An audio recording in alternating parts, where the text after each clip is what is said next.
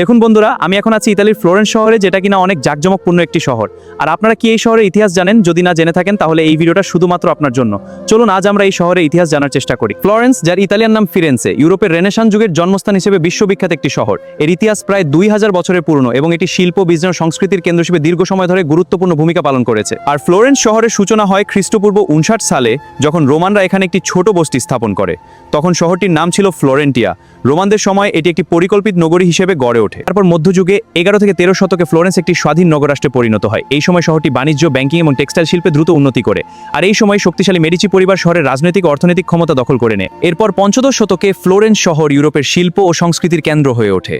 Leonardo da Vinci, মিখেলাঞ্জেলো এবং ডান্টের মতো বিখ্যাত ব্যক্তিরা এই শহরের সাথেই জড়িত ছিলেন। ফ্লোরেন্স শহর শুধু শিল্পকলাতেই নয়, বিজ্ঞান ও স্থাপত্য অসাধারণ অবদান রাখে। এখানকার ক্যাথিড্রাল অফ সান্টা মারিয়া দেল ফিওর আজও বিশ্বের অন্যতম সুন্দর স্থাপত্য হিসেবে পরিচিত। বর্তমানে ফ্লোরেন্স ইতালির সবচেয়ে জনপ্রিয় পর্যটন শহরগুলোর একটি।